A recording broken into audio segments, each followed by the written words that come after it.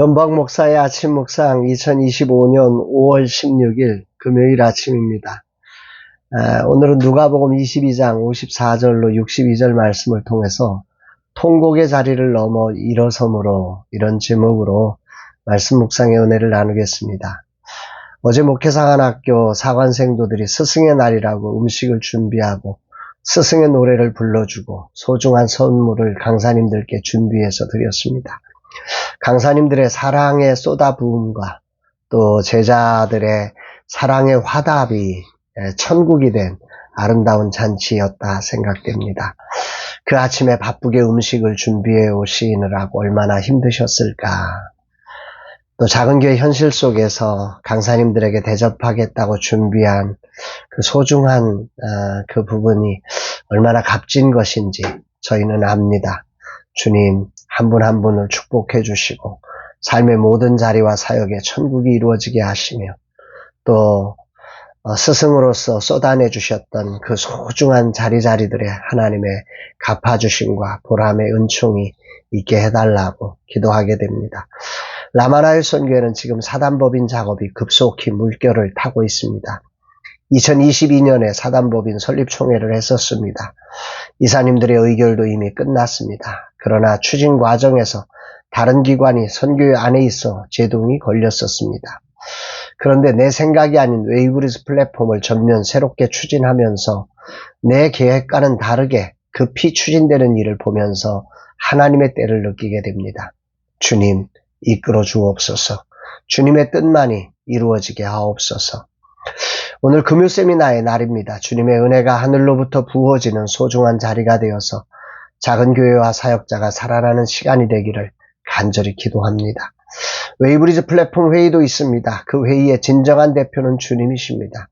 친히 인도해 주시기를 기도합니다. 오늘 본문에는 자기의 결심이 아무것도 아니게 무너진 자리에서 베드로가 통곡하는 장면이 나옵니다.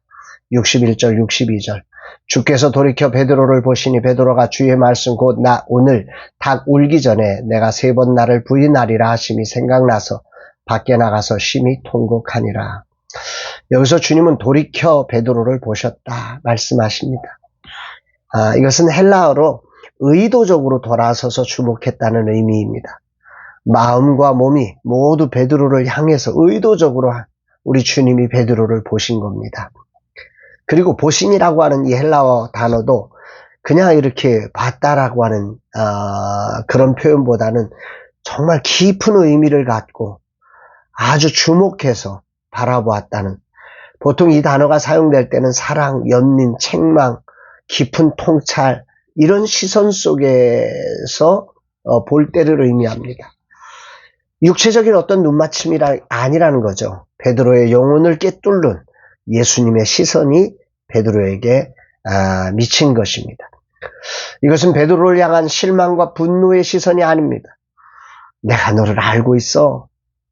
내가 나를 부인할 줄 내가 이미 알아서, 응? 내가 이때를 위해서 기도했잖아. 네 마음 알아.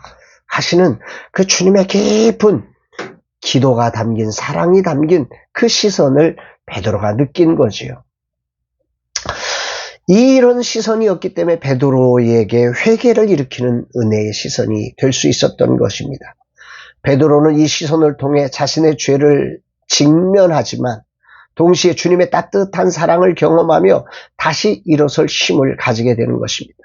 이 시선은 베드로에게 주님의 말씀을 생각나게 했고 베드로는 그 자리에서 뛰쳐나가 심히 통곡하게 됩니다.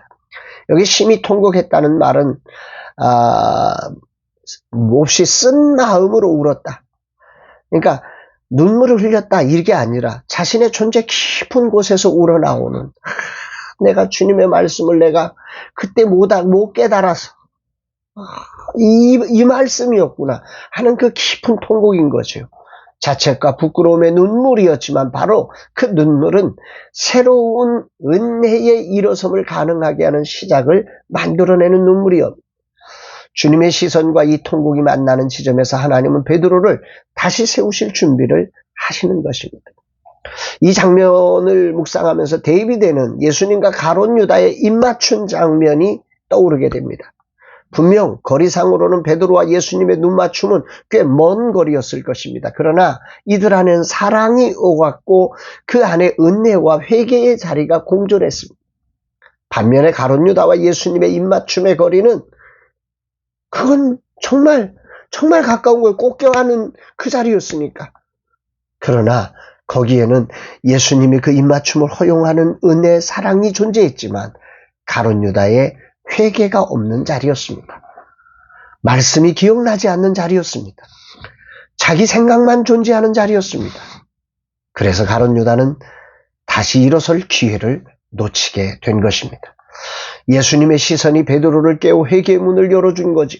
베드로는 이 기회를 붙잡고 통곡하며 자신의 죄를 직면하며 다시 일어날 기회를 붙잡을 수 있었던 것입니다. 돌아보면 베드로가 넘어진 자리는 한 여종에게 넘어졌어요. 다른 어떤 사람, 한 사람으로 비교돼 그 유명한 사람이 아니었어요. 정말 어처구니 없는 자리에서, 중요하지 않은 자리에서 그렇게 3시간도 안 되는 시간에 3번이나 그렇게 내가 주와 함께 오게도 가고 죽는데도 가기를 각오했다고 고백했던 베드로가 힘없이 철저하게 무너져 버렸습니다. 하나님 나라는 인간의 의지와 결단만으로 되지 않는다. 베드로의 결단이 틀렸다는 게 아닙니다. 하나님의 은혜가 아니면, 성령에 붙잡아 주시는 그런 은혜가 없다면 인간의 결단이 아무것도 아닐 수 있다는 말을 하는 거죠. 그래서 주님은 깨어 기도하라고 이 제자들에게 당부했던 것입니다. 오늘 주님은 내게 깨어 기도하지 않으면 우리의 계획과 수고와 결단이 이렇게 힘없이 무너질 수 있음을 깨닫게 하십니다. 이 말씀이 생각납니다. 시편 127편 1절 여호와께서 집을 세우지 아니하시면 세우는 자의 수고가 헛되며 여호와께서 성을 지키지 아니하시면 파수꾼의 깨어있음이 헛되도다. 저는 이 말씀을 매우 좋아합니다. 이 말씀은 인간의 자율적 노력, 성취, 안전이 하나님과 단절될 때 무의미하다는 뜻입니다. 하나님 없이 일구어진 모든 성취는 지속성과 의미를 갖지 못한다는 선언이기도 합니다. 당시 고대 근동의 세계에서 성벽과 파수꾼이 도시의 생명을 지키는 핵심이었지만 진정한 보호는 하나님께 속함을 강조하는 구절입니다. 아무리 뛰어난 계획과 수고도 하나님이 동행하지 않으면 헛됩니다. 아무리 뛰어나고 대단한 베드로의 의지와 결심도 하나님의 은혜를 입지 않으면 이렇게 허무하게 무너진다는 사실을 깊이 깨닫게 하십니다. 내가 결단하고 계획했던 사단법인 작업은 그렇게 멈추었습니다. 그런데 지금 나는 생각도 못한, 그리고 할 수도 없는 시간에 하나님의 이끄심 속에 사단법인 작업이 급히 이루어지고 있습니다. 지금의 형편에서 이것은 불가능합니다. 내게 어느 정도 재정 상태가 된 연후에 하려는 나의 계획이 아닌 하나님의 몰아붙이며 세우시는 자리입니다. 나는 내 생각을 내려놓고 주님의 시선과 주님의 뜻에 집중할 것입니다. 지난 통곡의 자리를 넘어 이제는 주님의 뜻에 의지하여 일어서기를 다짐합니다. 이제 내 모든 계획을 내려놓고 주님의 인도하심에 온전히 나를 맡기겠습니다. 비록 대책이 없어도 주님만이 길이시기 때문입니다. 이런 순간마다 주님이 항상 옳았습니다. 나의 지난 삶은 주님의 계획이 옳았고 내 계획은 전부 실패였습니다. 그래서 오늘도 주님의 계획에 나를 맡기며 나는 겸손히 주님의 기도의 자리에서 주님의 뜻을 분별하며 순종을 넘은 복종으로 주님을 따르기를 원합니다. 올 초 건강이 좋지 않아서 힘겨운 시간을 보냈습니다. 고난주간을 보내며 주님은 뜬금없이 제게 저녁 금식을 명하셔서 100일간 금식을 하고 있습니다. 이제야 퍼즐이 맞춰집니다. 왜 그때 금식을 명하셨는지 말입니다. 이때를 위한 것임을 깨닫게 됩니다. 분명 이 시대는 인간의 능력과 시스템에 의존된 시대입니다. 재정이 없으면 주님의 명령을 따르지 못한, 자신의 머리로 이해되지 않으면 할 수 없습니다. 홍해는 배가 있어야 건넌다고 배를 만드는 시대입니다. 물론 다 맞습니다. 그러나 주님의 생각이 무엇인지, 그분이 지금 어떻게 하시기를 원하시는지 묻고 거기에 순종해야 합니다. 우리는 답과 길이 될 수 없고 오직 주님만이 우리의 길이시며 진리시며 생명이십니다.